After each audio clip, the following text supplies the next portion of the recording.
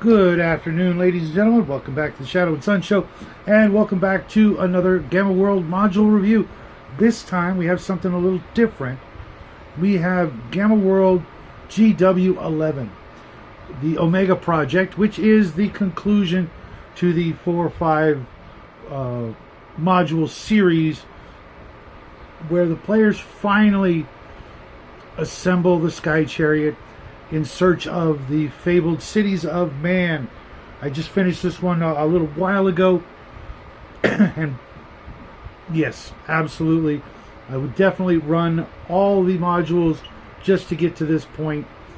Not only does it tie everything up in a nice, neat bow, but it does so with absolute style. It covers all the bases, gives you just about everything you could possibly want, including potentially a very happy end to a nice long campaign, or it leaves you with a fantastic jumping off point for another campaign, another group of characters, or if the players refuse to give up the ghost and want to keep running their favorite Gammaworld characters, plenty of room to move on. Let's go over the basics.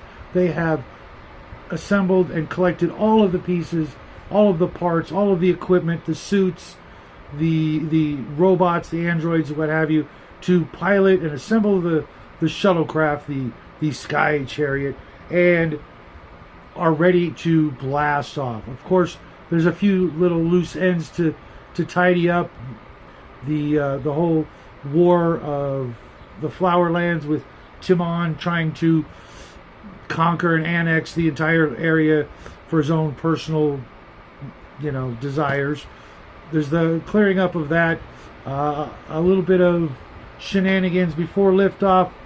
Boom, liftoff into space, and lo and behold, there is no Warden class starship. It's missing. The only thing the players have, the only option they have, other than going back home and taking the L, is to go to the moon base, which of course you gotta do that, right? Unless you've already done the Albuquerque mission, in which case you should have been clued into that this was a thing. But getting to the moon base is no small feat. But once they're there, they find out that it's been ravaged by an alien attack of the, I think they were called Shrilan, which are your typical bug-eyed, purple, tentacled, well, not purple, they're actually glossy black-skinned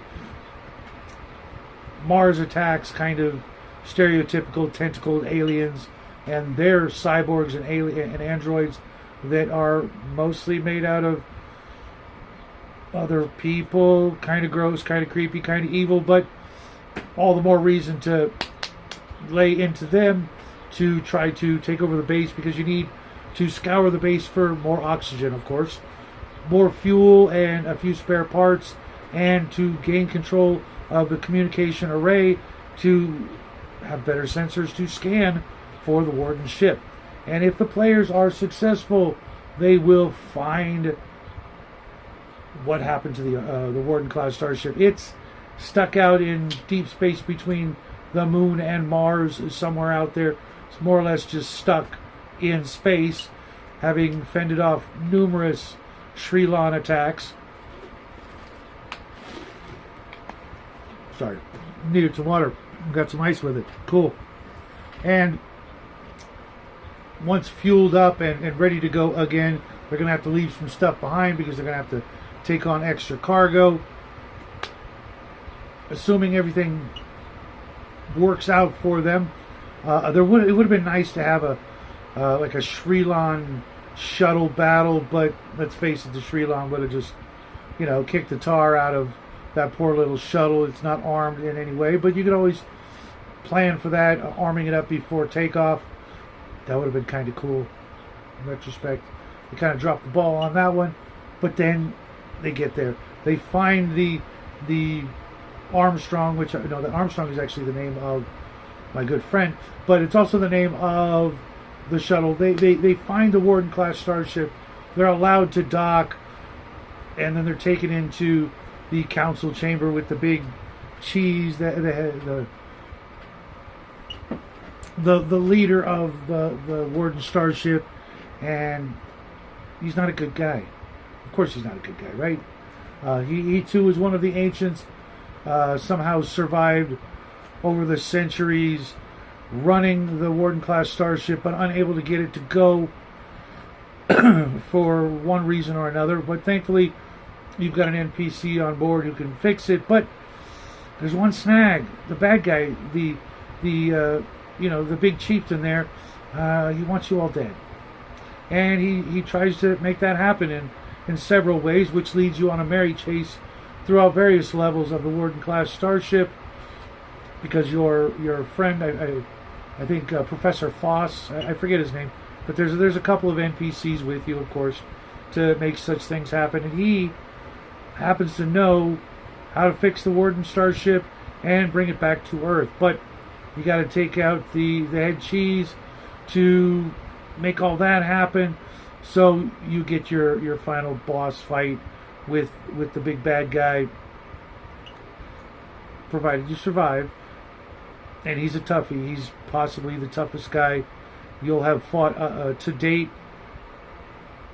If all that works out, the Warden-class starship comes back home, lands smack dab on top of Timon's army and squashes them flat, if you like, or something to that effect. In which case, the 10 million inhabitants of the Warden-class starship will have a new home and make Gammaworld a better place. Do you really want that, though? Maybe, but that's what it's striving for. And of course, Earth is a big place, so 10 million people. You could always start up a new campaign in some other country or farther down the road from the Flowerlands. But there's all kinds of stuff in between. Plenty of chases and escapes and things like that. Some betrayals, some sabotage throughout this mission. For, I want to say, a mere 19 pages. It really packs a lot in. It does leave some empty spots for you to tweak it to your own desires, but there's not a lot of monotonous, room descriptions and level descriptions and all that the previous modules really just tried to make the mega dungeons that, while this is the king of all mega dungeons, a 5 or 10 mile long starship full of nooks and crannies and decks and cities and even countryside inside it. For those of you familiar with Metamorphosis Alpha, it's one of those ships. It's bringing it all back home to Metamorphosis Alpha, and you could easily just stay there and not go back to Earth and look for another planet to colonize or something like that. But there's plenty of room, and there's a lot of nice background information at the end of the module, a little bit before, telling the story of how these people put it together, even though TSR pulled the plug on the Gammaworld project for a few years. But luckily enough, I will be reviewing the next iteration of Gammaworld and the 3 modules which I have here. Mutant Master, All Animals Are Equal, and Home Before the Sky Falls, which I think is actually a really, really interesting title. But some of these are sealed, so as per usual, I'm going to have to go and scrounge up a couple of PDFs to review those for you next week. I'll be reading them this weekend, along with reading the 5th edition. These are 4th edition, but I will be reading the 5th edition book to review that for you next week. Time got away from me, so I'm not going to be able to wrap this up in 1 month. I'm going to have to carry on over to June, but I'm sure you guys won't mind. I'll be doing some other stuff as well, but that's what I've got for you. GW11, definitely worth the price of admission. I hope you guys enjoyed that whole story, that whole module series. If you've run it, let me know. If you never ran GW11 Omega Project, it's out there. If you can't find it, maybe I'll be able to send you a link to it or even a copy of it, because it's free for use out there, which is awful nice. I wish TSR would have had the opportunity to have finished it. It really makes no sense to just leave everybody hanging at the very end of what was a pretty decent long campaign. One of the better long campaigns TSR put out without, it being too railroady, but of course it's a module, so it is a bit of a railroad. Maybe a roller coaster. But either way, folks, I got to get back to doing people stuff. I will see you guys tomorrow for the Sci-Fi Shadow Chat. Still don't have a topic. Maybe I've got one brewing. But I will see you guys then. Until then, of course, have a great weekend. Get some gaming in. I've got 3 games between now and Sunday. Looking forward to it. I will see you guys later. And as always, happy trails.